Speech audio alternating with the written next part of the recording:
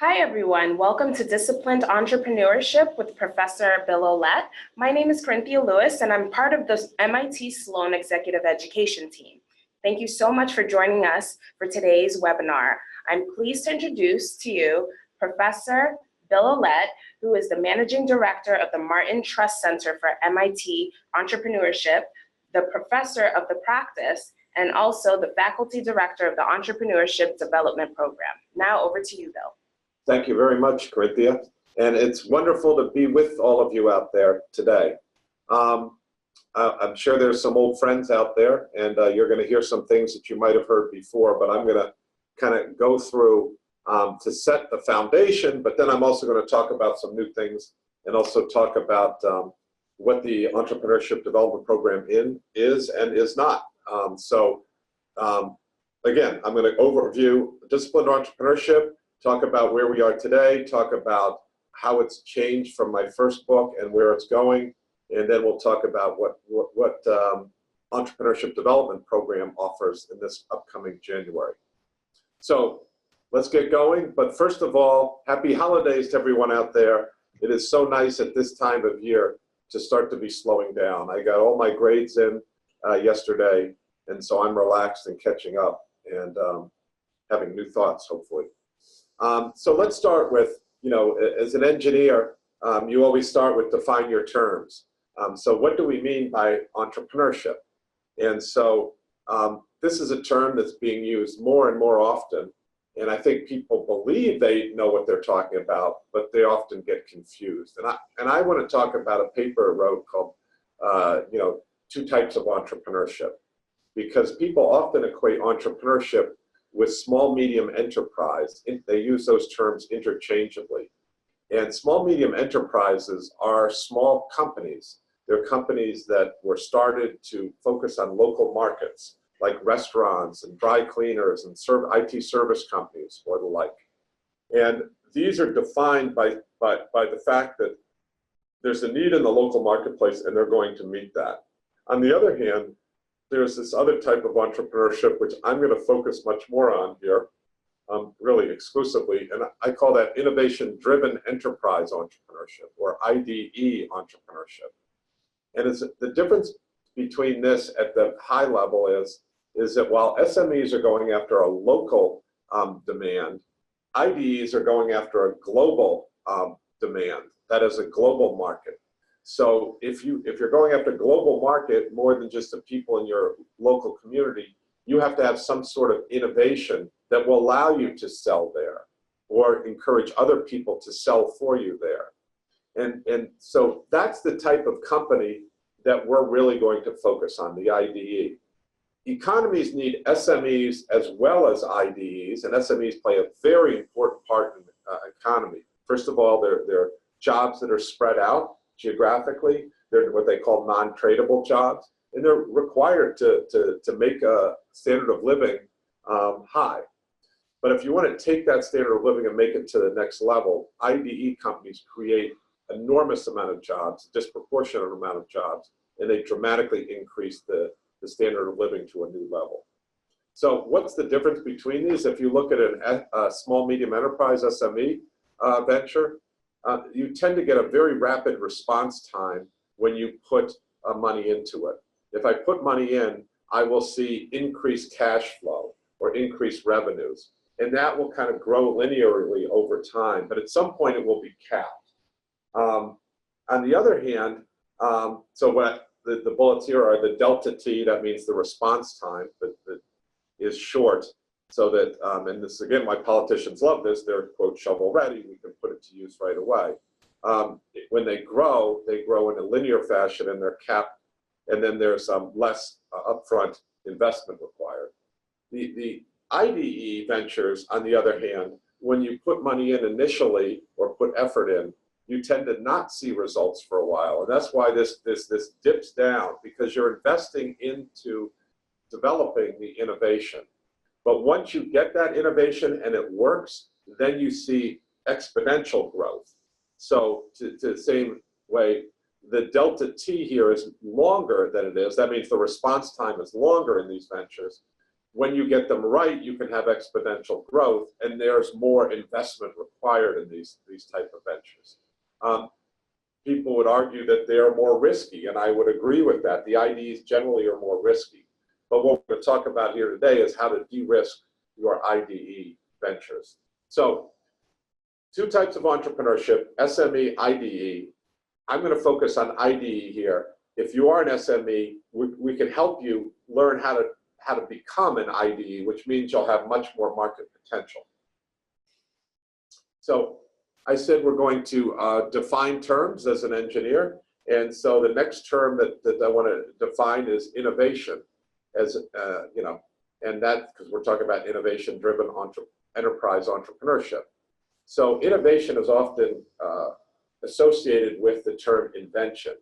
And people say innovation equals invention. And invention is new to the world type of technology, new to the world idea, you know, new to the world process. Something in the invention that just brings things to a new level because of a patent or something. Those are not the same things. Invention costs money, whereas innovation makes money. And so they're clearly not the same thing. And what's missing in this equation, if we're defining innovation, is the commercialization aspect.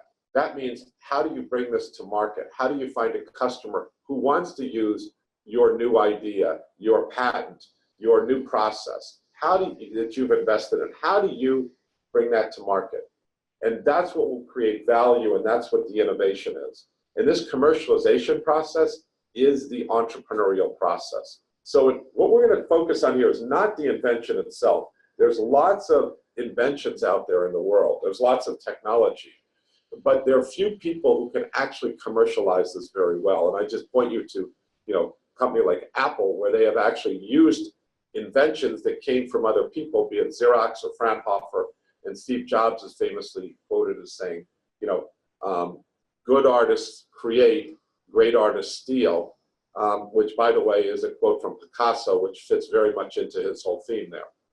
But so that's, as you think about innovation, which people talk about today, understand that you must have the commercialization capability in it, and that's what we're going to build. And by the way, this is not invention plus commercialization, just to be technically, because that would be a sum of the two.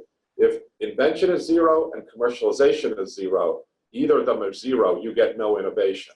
On the other hand, if you can see an invention and you're good at commercializing, as we show with Apple or Google or many other people, that's how they turn out so much innovation. So it's not you have to come up with the invention yourself. If you're really good at the commercialization process, you can be very successful.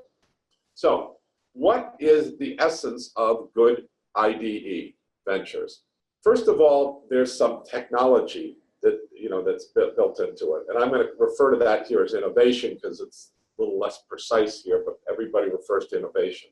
But these are people who are doing things in science, engineering, you know, technology, new process, something alike. And they can develop these things. They can build them. On the other side, entrepreneurship is about business essentials, what we call venture engineering at MIT. It's the knowledge as to how to frame the decisions to start or not start a company, how to then start that company and how to grow that company. And it's critically important that these two things work together. The innovation in your case for your new idea might be very low, but you have to be able to understand what the business requires and then feed that back into how your initial idea will evolve over time, your initial idea, technology, or process. And it's not just once, it's the ongoing way that these things go back and forth between each other. And that's what creates an innovation-driven enterprise. So I've defined these terms now of entrepreneurship, innovation, IDE ventures. Let me just talk about what it is not. Entrepreneurship, which is what we're really going to focus on, is not about these three whopping lies that are often told about entrepreneurs, and sometimes even by entrepreneurs themselves, which are actually damaging to all parties involved. And I want to use this to show not only what it's not, but why these things aren't true. The first thing is entrepreneurs are mercurial individualists. That means that they don't I saw Steve Jobs in a movie, I saw Martin Luther. Do we just have to run over other people? This is in fact not true. Entrepreneurship, as the data has clearly shown, is a team sport. The more people you have on the team, the more likely you are to be successful, up until a certain point, obviously. But if I have 2 co-founders, I'm more likely to be successful than 1, and 3 than 2, and 4 than 3. Now that doesn't mean you go out and just, the next person you meet, make a co-founder, and you've improved your odds. You have to get good people on your team, and you have to have a common vision, shared values, and complementary skills. And we talk a lot about this in our classes. But the first point is that entrepreneurship is a team sport, not an individual sport. The second thing is, I can't be an entrepreneur because, I'm not the most high-achieving person, and I'm not the most successful person, and I'm not the smartest person. Well, this is in fact not true. Entrepreneurs are people who are very good at something, and then they're very passionate about that, and then they're kind of good at other things, kind of a T way. Very good at something, good, kind of good at other things, but they are super passionate about what they're doing. So much like myself and being an entrepreneur, most entrepreneurs really are very, very passionate about something and will focus less on other things. They're not trying to please other people. So I just want to, this is a key point to make, that entrepreneurship is not an IQ test. The third thing is that entrepreneurs are born, not made. It's nature, not nurture. Again, the data is very clear here that if you're born to entrepreneurs, you're no more likely to be an entrepreneur. It is a situation where people have tried over the years to get characteristics that will make you a successful entrepreneur. That is not the case. The data shows that the more times you're an entrepreneur, the more likely you are to be successful. So obviously we're learning something. Again, at a personal level, my family was not entrepreneurial at all when I grew up. My brothers and sisters, not particularly entrepreneurial, but I was put in a situation at MIT where there were other entrepreneurs around, and I was given good entrepreneurship training, and that's what made all the difference. And we see that over and over again with entrepreneurs. So don't believe that entrepreneurs are born, not made. They can very definitely be made.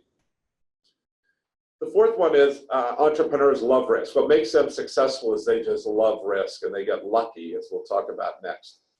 This is crazy. Again, I'm an entrepreneur. I would never go to a casino and bet on 64. That makes no sense at all to me. I don't control anything about it. The odds aren't in my favor.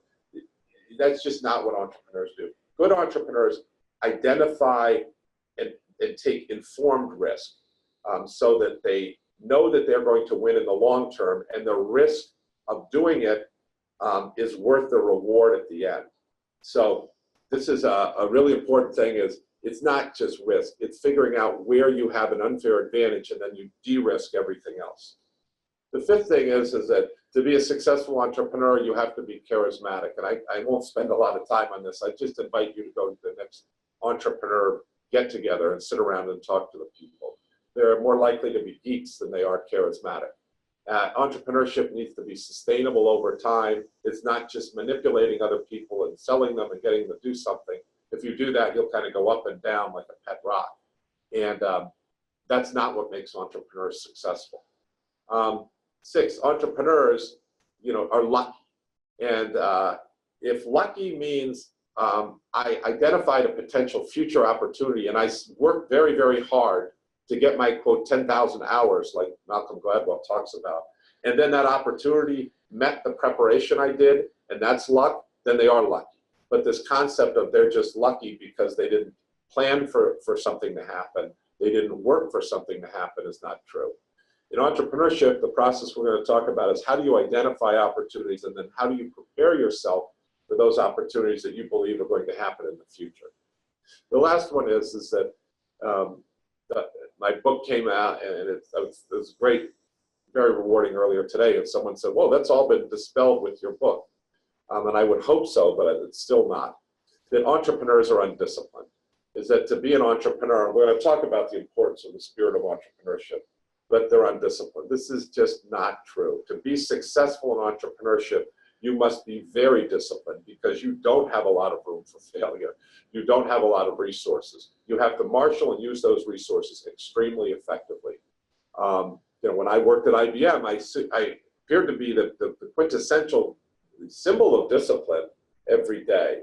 But when I was an entrepreneur, I had to be extraordinarily self-disciplined because if we didn't ship product, that product wasn't successful, if the customer didn't pay us, all those things had to go right. Otherwise, we wouldn't necessarily make payroll the next week.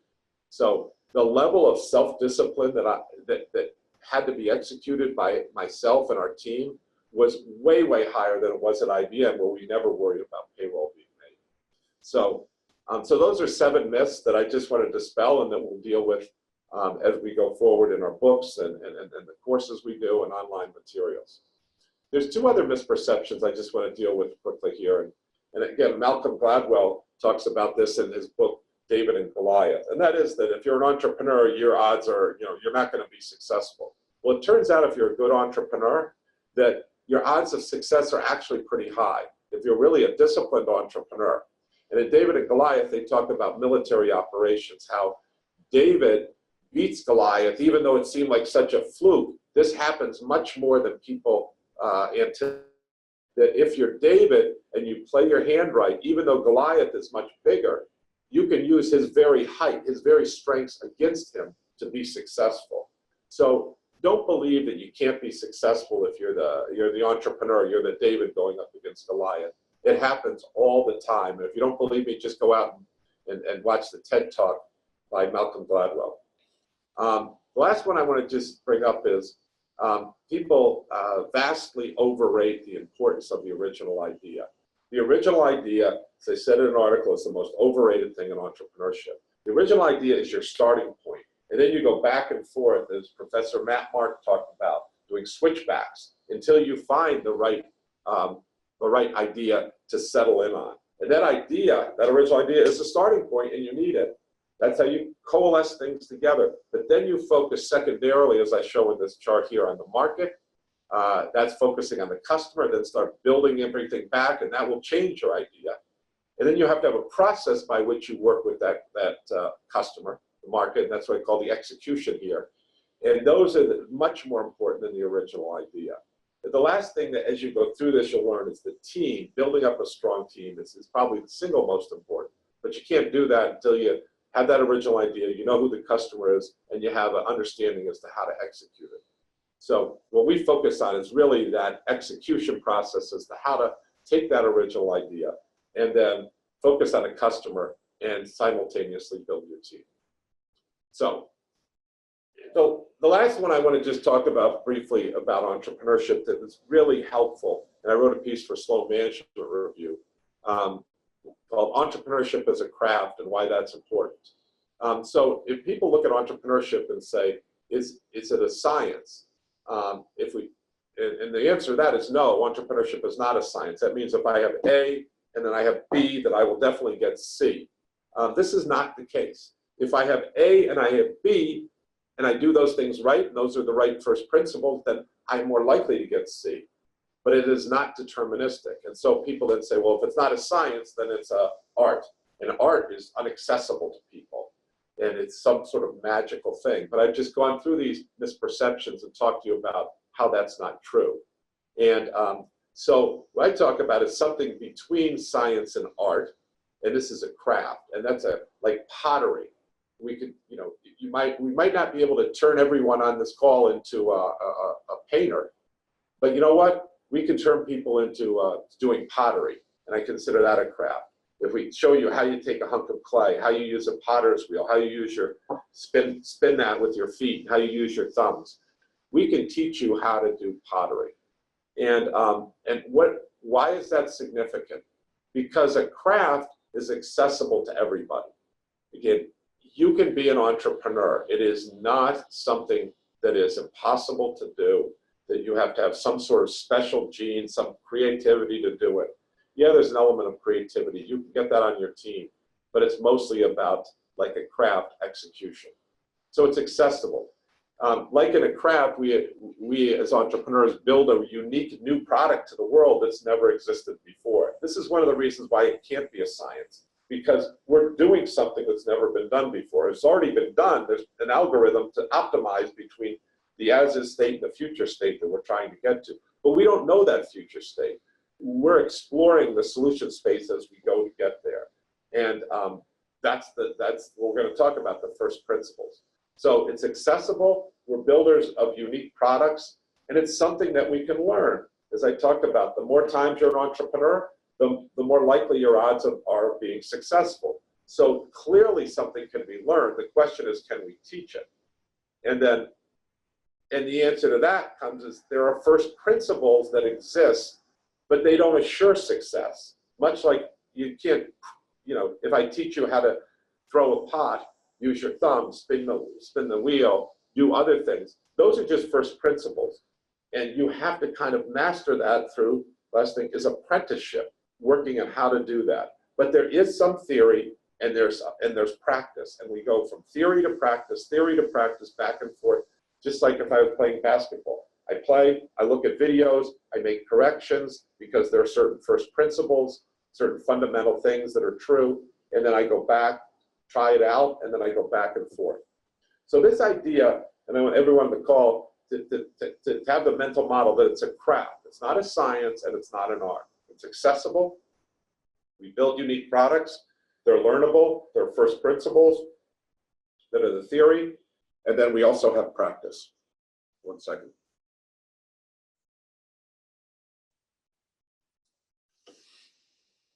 Thank you. So, how do we teach entrepreneurship? First of all, we know that we can teach you. We can do it together, and I'm going to show you how we do it at MIT. So, how do we do entrepreneurship education? We have four pillars to our program, what we call the 4 H's. The first H is the heart. You have to have the spirit. You have to have the mindset to be an entrepreneur. And that's where it all starts. The bird sings from within. If you don't want to be an entrepreneur, if you don't believe you can be an entrepreneur, then we can't make you an entrepreneur. It's just not going to happen. It's too hard. There are too many ups and downs. So I'll talk more about that. The second thing after the heart we're going to talk about is the head, the knowledge. This is the theory. This is the first principles. If you want to be an entrepreneur, if you want to be a basketball player, I can teach you how to be a basketball player. If you want to be an entrepreneur, then I can teach you how the first principles to be a successful. But just having the heart and the head is not enough. We need to put that into action. The hands is the third one. This takes the knowledge and translates that into capability. So this is the apprenticeship model we were talking about. The last H was not as obvious to me, and this is what's really hit me on the head over the past 2 or 3 years. And this is the home, the power of a community for entrepreneurs. And how important it is when you're an entrepreneur and you're getting going to have other people who have that same mindset, whose knowledge you can share, whose capabilities may be useful to you or good mentorship for you. So building communities is incredibly important. So these are the 4 H's that I'm going to talk about here briefly. The mindset, the importance of the spirit. This is the willingness to be different. If all the fish are swimming this way, are you willing to swim that way? And not only are you willing to swim that way, do you get excited about swimming that way? As you can see here, the little fish that's swimming the other way is excited. There are endorphins racing through their body. And this is what we call creative irreverence. And if you ever get a chance to come to our center, you'll see that the constant theme is it's more fun to be a pirate than to join the Navy. And we have the pirate flags there. But that is just the spirit of an entrepreneur. And remember, without this, with the spirit, without the skills, is not a formula for success. What is a formula for success is if you have the spirit of a pirate and then you add to that the skills of a Navy SEAL to execute, this is where the magic happens. This is where great entrepreneurship happens. So this is what, the spirit part, I'm not going to focus as much on now, but I'm going to focus on the skills of a Navy SEAL. But don't forget, it's these two things together. So if we are going to develop a program, a class, a course, what we need to do is use our own process. And what we do in the 24-step process is who was our customer first. So when we first started, we started with the ready-to-go entrepreneur, the second one here, Chris Nolte, who wanted to start a new venture. And this is what you probably recognize from Silicon Valley, the TV show, which is crazy. But I want to go start a new company.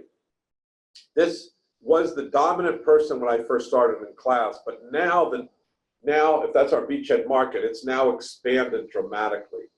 People who are interested in entrepreneurship not only fall into ready to go, I'm going to start a company, but the biggest chunk of our classes now at MIT is the curious entrepreneur. It's the person who wants to learn about entrepreneurship, but they don't know enough to make a decision whether they want to do it or not, and do they want to be a ready-to-go entrepreneur, and what other options are there?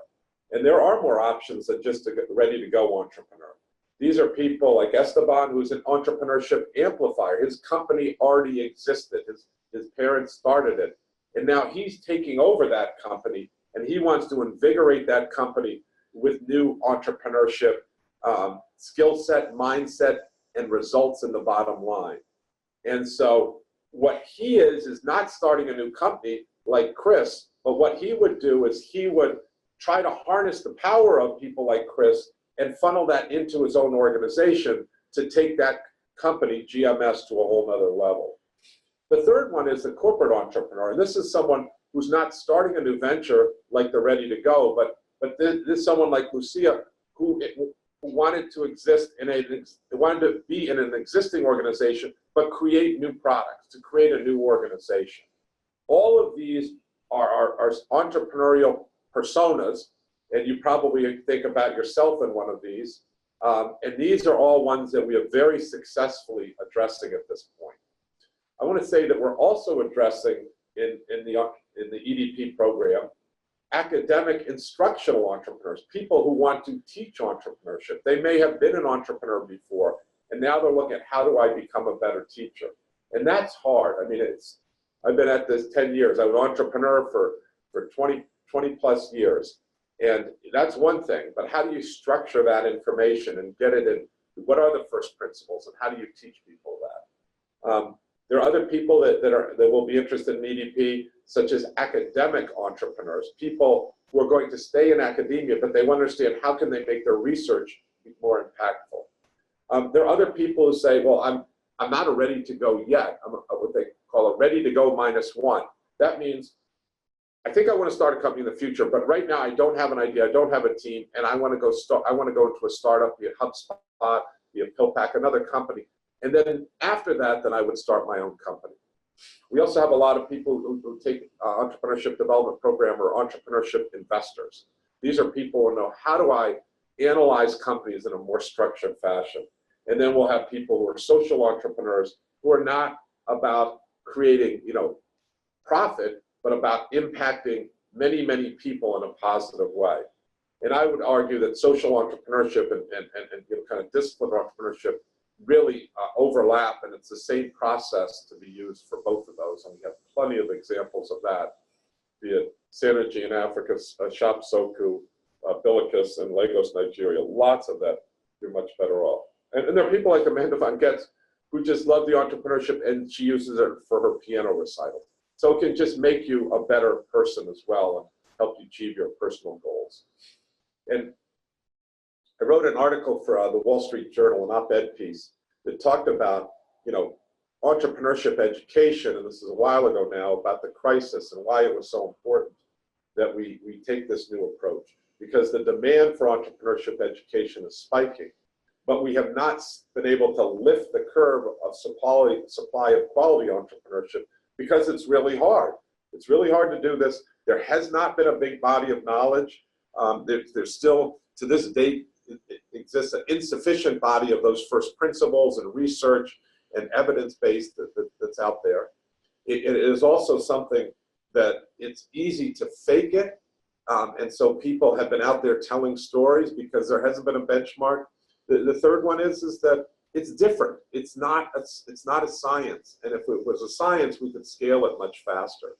So today, what has filled this gap is storytelling. There's a lot of entrepreneurship education that is just really storytelling, and that's not what we're going to do at MIT. We need to have rigor in what we do, and I think that the world needs that. We need to think of entrepreneurship as a respected field. It's a field where there's a body of knowledge, it's a discipline, and you can't just get by telling stories.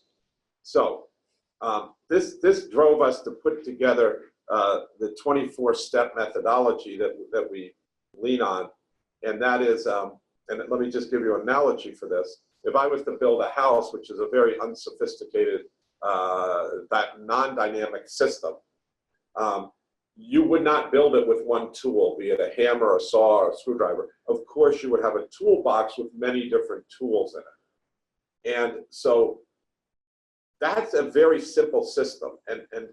But when we look at entrepreneurship over the years, people love to focus on one tool, whatever the shiny new tool is, and say, that's the thing that will make you a successful entrepreneur. And that's just not true. You have to have many different tools in your toolbox, because building an entrepreneurial venture is something that is a much more complicated dynamic system, and no one tool will be sufficient. So we need to think about what are the tools that are already out there, ones that have been validated by kind of academic rigor, and say, what tool will we put in your toolbox, and then when should you use it at the appropriate time? And that's exactly what the 24 steps is. It is not trying to reinvent the world of entrepreneurship. It's trying to identify what are the pieces and then bringing them together in a systematic manner and telling you when is this tool good to use, and then when is this tool good to use. So it gives you order, it gives you kind of a prescription, and it gives you an understanding of the strengths and weaknesses of each tool. So what is that? The 24 steps actually do? This is the entire kind of field of entrepreneurship education as we see it, with different modules. And it starts with nucleation, and then phase 2 is product definition, and phase 3 is venture development. What the 24 steps is, just to be clear, it's not what is entrepreneurship. It's not how do you come up with ideas. It's not how do you build your initial team. There's a lot of great work out there that's been done at Harvard, and Tina Seelig has done great work on ideation at Stanford, and Steve Eppinger has done it here, and Matt Cressy, and team building. Noam Wasserman's done great work. What we're going to focus on is how do you get that product market fit right? How do you do primary market research, and how do you make a scalable product? And then the back end, how do you build out the venture? You have to have a good product. I'm really not going to focus on that in the 24 steps, but we're going to focus on one thing, and we're going to do that very, very well. And if you do that well, you have the foundation for a very successful new venture. So this is our map. This is our roadmap. People go, wow, that wasn't what I expected from MIT. This looks like a game of chutes and ladders. Well, we want to make it accessible to everyone, and I'll talk a little bit more about that later. But this basically is an iterative process that you're going to go through, but there's a beginning and there's an end. There are 24 steps. People say that's too many steps. It's actually just an approximation. You can't boil it down to the 3 key things as much as we'd like to and you would like to. It needs to integrate many different things. And the first part of it is, who is your customer? And this is basically a lot of the design thinking, a lot of work that's been done in places like Procter & Gamble. You start with the customer and build your way back. And in this, we do that in a very systematic fashion, with each step is defined, and it tells you what are the units, how do you do it, examples and the like. But that's where you start. You don't start with the product. You don't start by building a minimum viable. You start by, who is the customer? What is the problem we're solving? Why does it need to be solved? And then we're going to start building our way back. The second thing we do is, thing you would focus on after you know who's the customer, kind of what's the problem we're going to solve, then how do we create value for them? This is the value creation stage. So we're looking at things like, what's the full life cycle use case, building a brochure for the product, quantifying the value proposition in the dimension that's most important to the customer that we just studied. And then what makes us unique, and then why do people care about what we have that's unique, and how do you grow what's unique to you to make it more difficult for other people not to come in and just steal your idea and take the market away that you created. And then we will go after that as to how does your customer make the decision, because even if you've shown that you can create value, there is no value created unless the customer acquires the process. And then the last thing is, how do you make money off of it? What are the unit economics? What's the cost of customer acquisition, which is always underestimated? And what's the lifetime value of a customer? And how do those two work against each other to get the unit economics right? And then the next part is, now we build the product. We don't build the product too early, and I can give you lots of reasons for that. You can read my TechCrunch article about our dangerous obsession with the MVP. But after we've kind of laid out what a plan for success is, then we step back before we're about to build the product. We say, what are the key assumptions now that we can look at this whole big picture? We've been testing assumptions all the way through, but what are the key assumptions, and then how do we test those? And then we're going to build the minimum viable business product, and we're going to prove that the dogs will eat the dog food. And then lastly, since this is an IDE, we want to talk about how do you scale it. After you've taken that beachhead market, how do you grow it? So I know I've gone through this entire semester worth of stuff, but stuff we'll be covering in detail in the EVP program, and you can take a look at the book. But I also want to position this now in the bigger spectrum. The benefits of this approach is it's open. We're not trying to invent everything. We're trying to incorporate in a toolbox way what the best things out there that will work. By this framework, it's very comprehensive when you go from idea to kind of product, sustainable product. But it's something that's very practical. It's integrated, it's sequential, it's prescriptive, and it's stood the test of time in that it's very useful.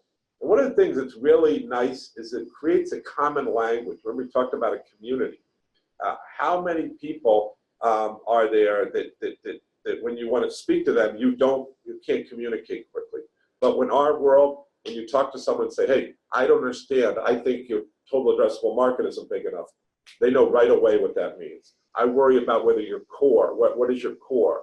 I understand all that looks good, you can create value, but who's going to be your champion in the decision-making unit? What's your cost of customer acquisition? What's your lifetime value? All these things will be, people will know right away, and that's what creates a strong community that can help each other. So, well, I jumped over this, why you should care about being an entrepreneur, but I just want to say this before I start moving forward. Look, this is where the jobs are being created. A study by the Kauffman Foundation, Bob White and Dave Stangler, showed that essentially all the jobs that were created in the U.S. economy between 1980 and 2005 were not created by SME type of companies. They were created by companies that were 5 years old or less, IDE companies that create the jobs. They're not created by big companies, government, they're created by IDEs. So this is where the jobs are being created. Even people in big companies, they want people who have the skills of an IDE. If you want to have an impact as well in the world, this is how you're going to do it. You can create, your own job that fits the mission that you're passionate about, and you can have a lot of fun doing it. So our goal at MIT, and I just was writing this morning to someone who told me their favorite book was Anti-Fragile by Nassim Taleb, is our goal is to create people who can thrive in a world of randomness and disorder and kind of, unpredictability.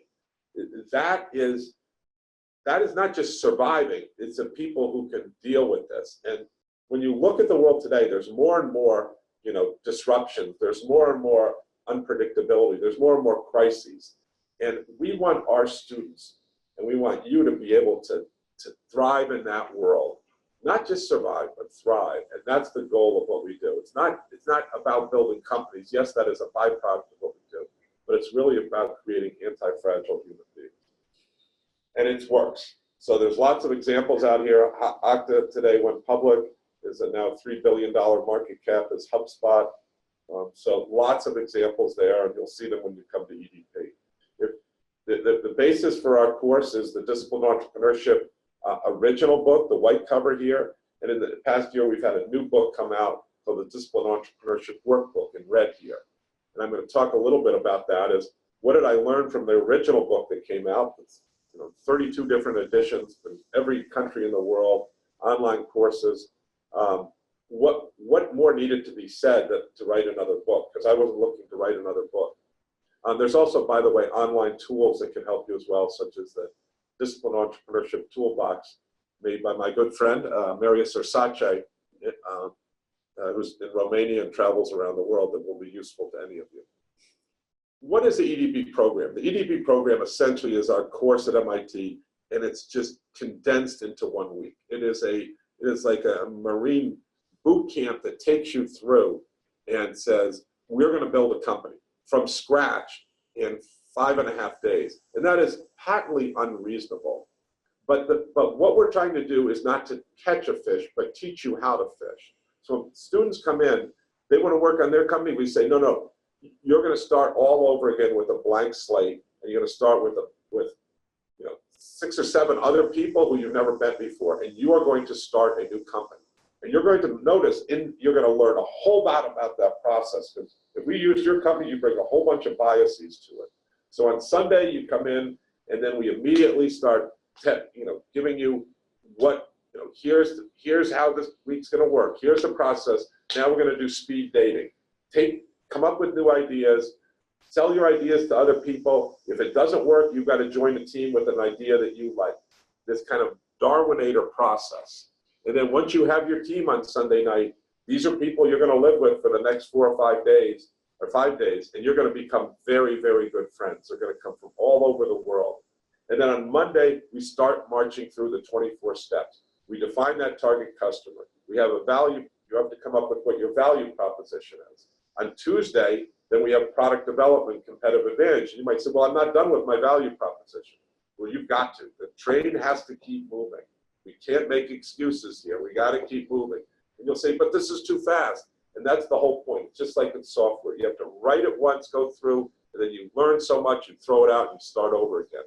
This ability to kind of go through the whole entrepreneurial process with not just defining target customer value proposition, product development, competitive advantage.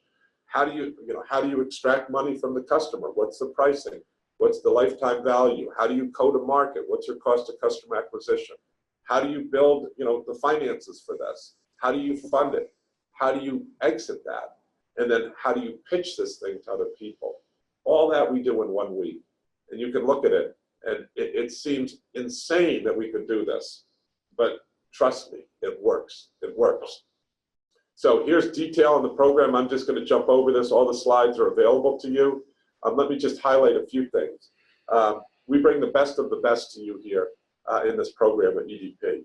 Not only am I there pretty much for the whole week, but we have Trish Cotter, who's an entrepreneur in residence and the Associate Managing Director of the Martin Trust Center for MIT Entrepreneurship, who I work extremely closely with. She's taken 2 companies from garage to public. We have Donna Levin, who was another EIR at the Martin Trust Center. And she also was a founder of Care.com, which is a publicly traded company now. And she's had a number of other companies that weren't as successful. And she is just a great mentor to students and really very familiar with this whole process. Matt Marks, a renowned scholar in the field of entrepreneurship.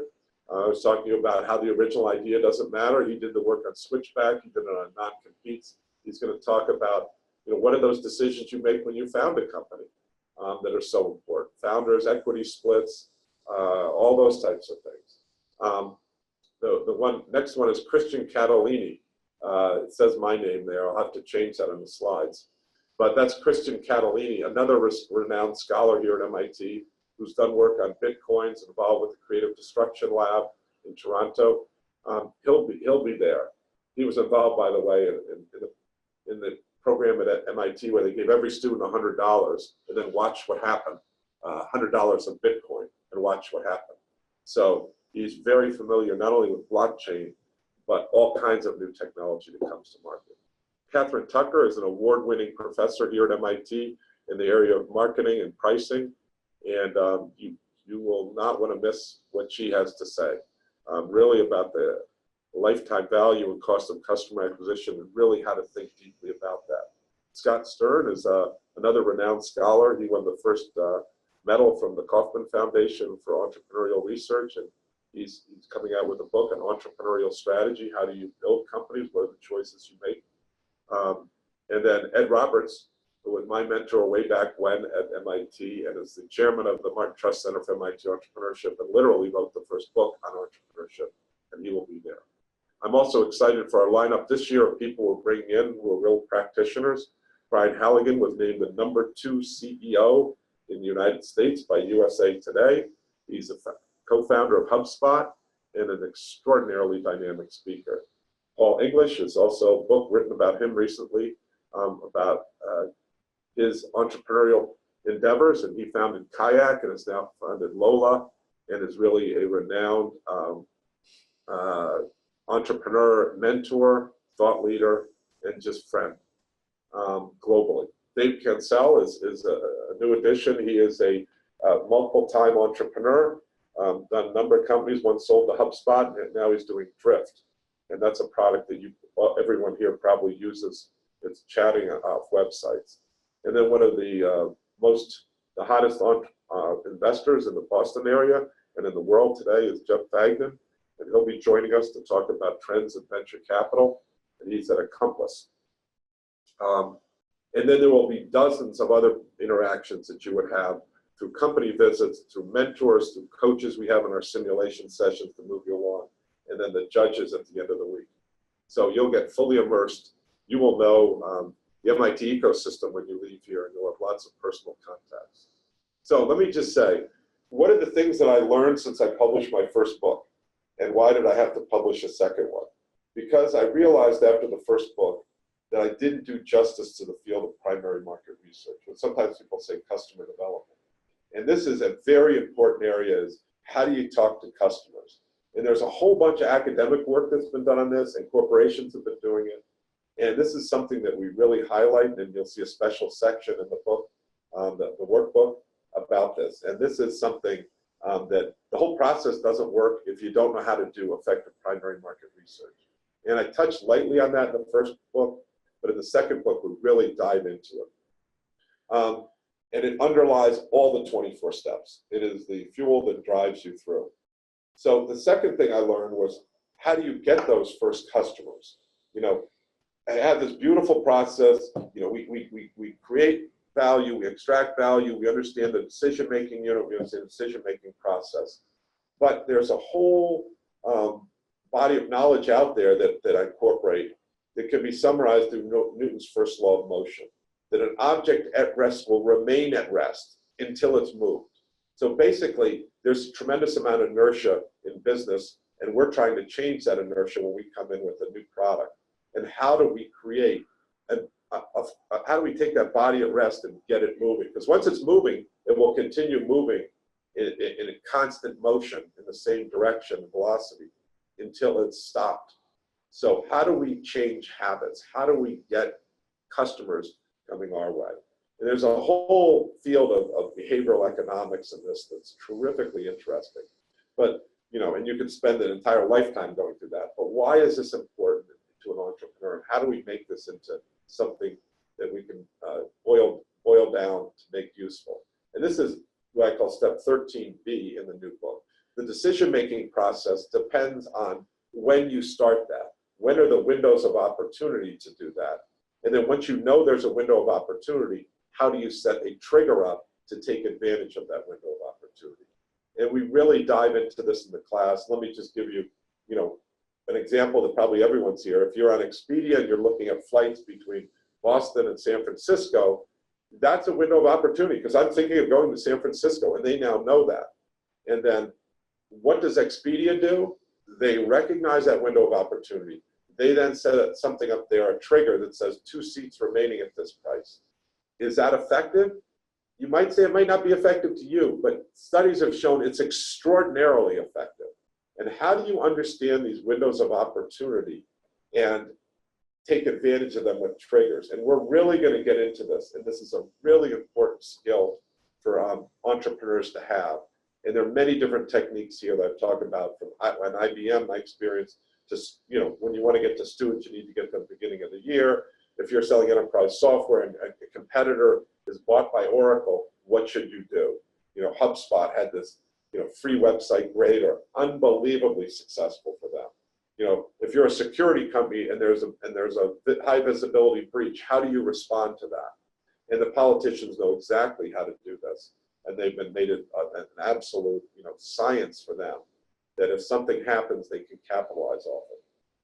So, and again, we'll go through this process in EDP of when there's a window of opportunity, how do you design that trigger to create new leads that will get you access to the influencers that will then start driving you down through the sales process. The next thing is, it's related to this and feeds right into it is, we talk about the decision-making unit. You have to know that. The decision-making process, you have to know that. But today, to operationalize that in companies and then to understand where your problems are, and are the dogs eating the dog food, and if they're not, why not, is the value and discipline of a sales funnel. How do you build a sales funnel? So we get into this in kind of multiple iterations. The first draft of a sales funnel is in step 13 with the decision-making process. And you start to understand that and drive through it. And the sales funnel does not end at step 5, where the customer purchased it. Steps 6 and 7 are incredibly important because once you have a customer, you need to have what often is called customer success now. How do you take care of that customer? Because that customer might be the most important asset you have to create new customers, to funnel you back, to create leads that go back into the top of the funnel. Because the best salesperson for you is not a new salesperson you hire, but your existing customers.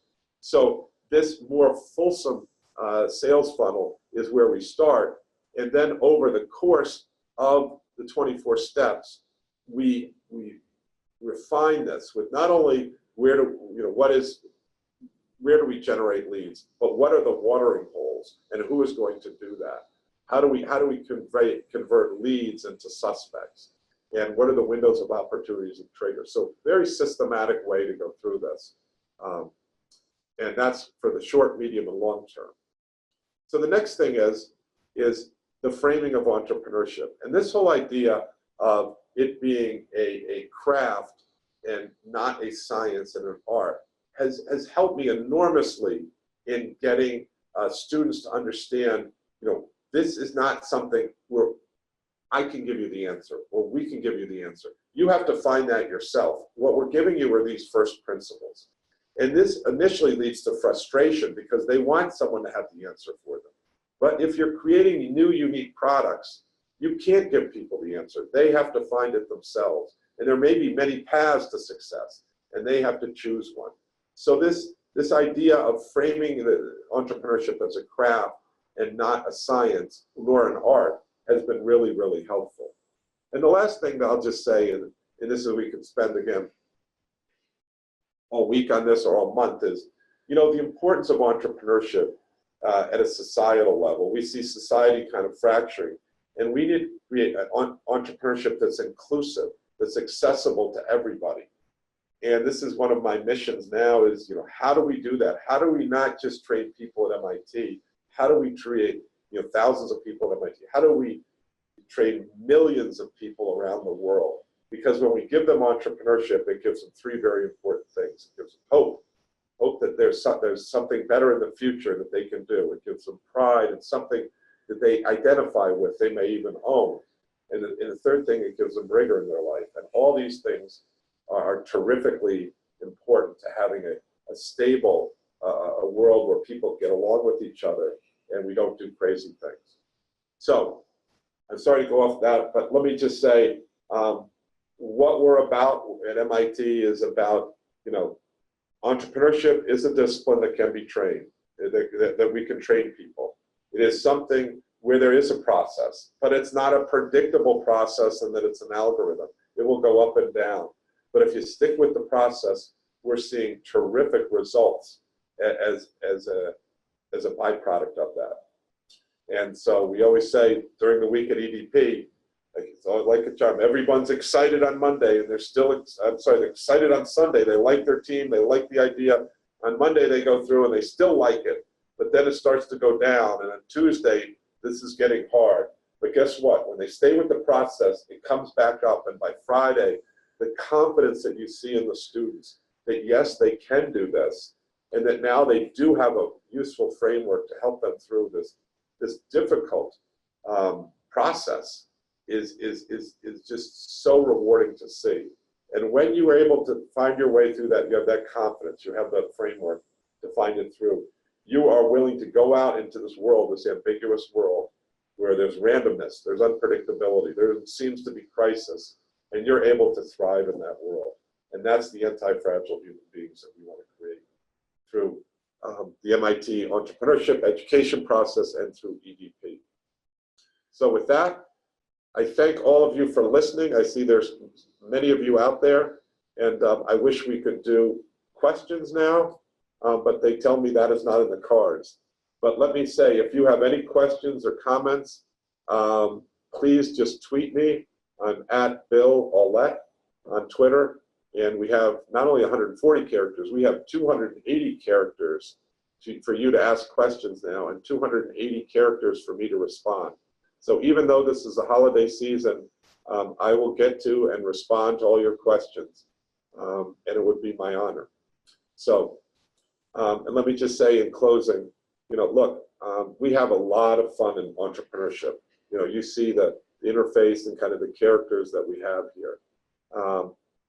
And it's important because entrepreneurship is hard.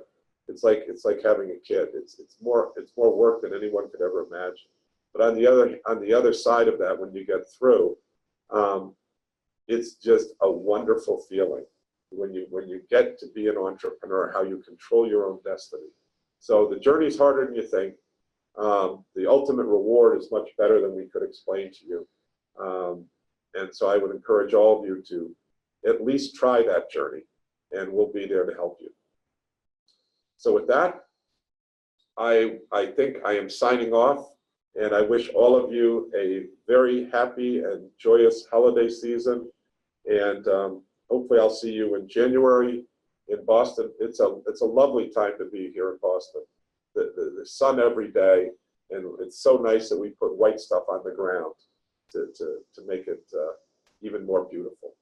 But hopefully we'll see you. Have a great holiday season, and we'll see you for hopefully what will be a productive 2018.